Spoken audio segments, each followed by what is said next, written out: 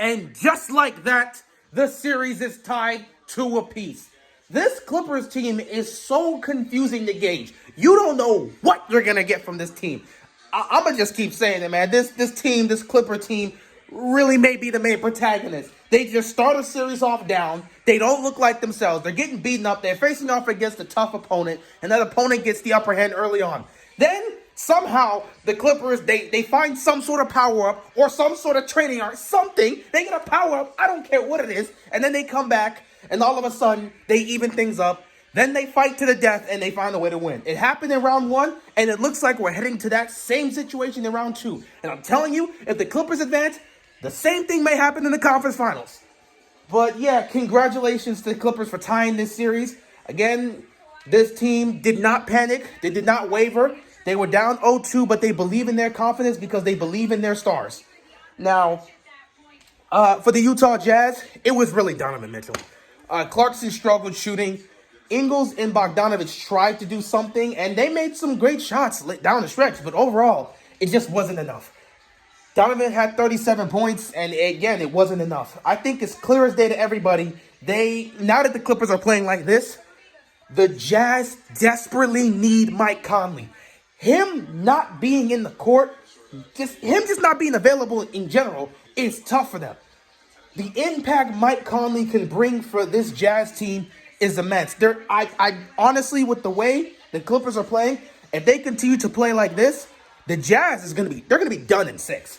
They need Mike Conley because the impact he has in the game and what he can do for this Jazz team is immense. They are missing him.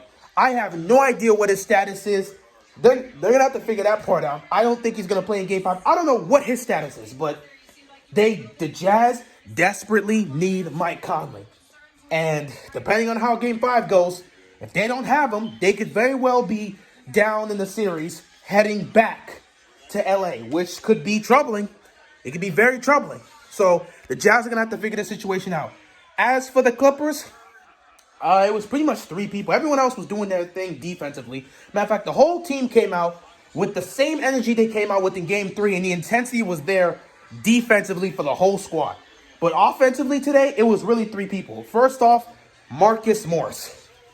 This man went off in the first half and scored 22 points. He had 2 points in the second half. Didn't really do much there. But those 22 points in the first half was huge. And it was a big part of why they were up early on in the first half. Another big part as to why they were up in the first half and pretty much won this game. Once again, their 2 stars showed up. 31 points from Kawhi Leonard and 31 points from Paul George. Back-to-back 30-plus point games from both their stars. If you're getting this type of production from Kawhi and PG, they're going to the finals. No question. They're going to the finals. Kawhi, we expect this from Kawhi. We're not surprised to see him playing like this. In fact, Kawhi is he's scored the most points in the playoffs so far. So he's leading in that. So we expect Kawhi to play at this level. I'm not surprised. He's been consistent like this. Paul George, I like what I'm seeing now. This is consistency. You gave me 30-plus points last game. You're giving me 30-plus points again this game. You were one of the main guys that was setting the tone early on offense. And you, Kawhi, and Marcus Morris were taking over the game in the first half. Second half, things were starting to slow down as the Jazz started to catch up. But again, you and Kawhi, the stars of this team, continue to go off and do your thing. And with Kawhi on the bench for like the final 4 minutes of the game, you guys needed to close. Paul George was one of the pioneers that helped close this game. He looked like a superstar once again. That's all I'm asking for. That's all I'm asking for. Paul George can clearly play like this. He can clearly play like this. Give me this production every game. Not only will the Clippers go to the finals, they'll win the championship. We'll have nothing bad to say about Paul George. Simple as that. He was sensational tonight. Sensational. Same for Kawhi, but we expect that from Kawhi. If we get this production from Paul George, the Clippers will be in the finals. They'll win the championship, no problem. And nobody would have anything to say about Paul George because he balled out tonight. And again, consistency. I can't wait to see how this Clippers team plays in Game 5. Paul George, now he's looking consistent. He's playing consistently well throughout the entire game. And if we can get the same production in Game 5, I see another Clippers win there. So it's good for the Clippers, good for Paul George, good for Kawhi Leonard. But there are definitely some concerns. For one, the main concern was Kawhi Leonard seemed to have tweaked something in his right knee because he was coming down the court and he ended up getting in contact when he was going to the basket. He got in contact or had some contact with I believe it was Ingles, and then all of a sudden we see Kawhi start limping off the court and he's holding his right knee. So it seems like he tweaked something, and then you just see like throughout the rest of the time he was on the court, he was really kind of consistently holding on that right knee, and then after that he just left the game, and while he's on the bench he's still holding on that right knee. So we don't exactly know what happened there. It seemed like he tweaked it. Hopefully it's not severe, because if it's severe, that means the Clippers are going to be in trouble. But if his knee is fine, then they should be fine and everything should be good to go. I believe for the most part they probably took him out of the game just because it was more so of a precaution. You know, you're up like 15 points. And there's about 4 minutes left in the game. You don't want to keep Kawhi out there and potentially make the injury worse. Take him out. Paul George is out there doing his thing. He can carry this team. He can close out the game, no problem. So they probably took Kawhi out for that reason. We'll see what happens, and we'll see if we hear anything regarding that right knee. But if it's something bad, something serious that can bother Kawhi, it's going to be tough. It's definitely going to be tough. Once again, you got another game. Another game where this team just comes out and dominates. You can honestly, if you look at how this entire series has gone, the Clippers have actually looked better in all 4 games. Like, you look at game 1. Game 1 was a 3-point victory for the Jazz, but the Clippers went on a run in game 1 that kind of brought it close. And again, with like 2 minutes left to go in the game, I believe they were like, down 12? And all of a sudden, they brought the game back close. Like that. And then you look at game 2 again. I think game 2 is where the time where they were down, and then they went on like a 46-23 run and got the game close. It's just like you're looking at this team and their moments. The 13-point lead they went into halftime in game 1. The 46-23, outscoring the Jazz by like 23 points and making game 2 close. Then you get game 3 and they blow these dudes out by 26 points. And now you got game 4 here again where they win and dominate, and they defeat these guys by double-digit points. The Clippers have looked better than the Jazz so far in this series. And like I said, talent-wise, the Clippers are the best team in the West, talent-wise, that is left in the postseason.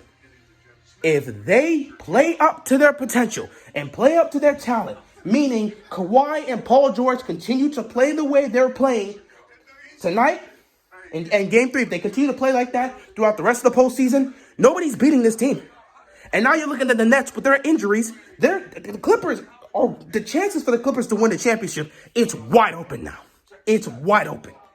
If Paul George and Kawhi Leonard consistently play like this, and you continue to get the production you're getting from Marcus Morris, or sometimes it could be Reggie Jackson, or sometimes you get Batum getting involved. If these guys can continue to play like that, they're going to the finals, and they will win the championship. No question.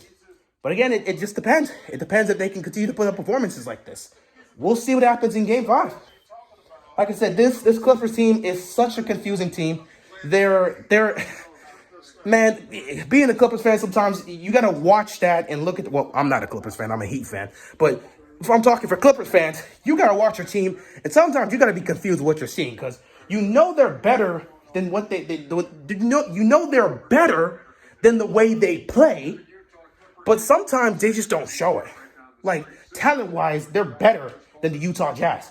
But in games 1 and games 2, there were times where they just didn't show it, and that's how they ended up losing. However, now they're showing their talent. Can they be consistent and go on the road and get a win in game 5? We'll have to see.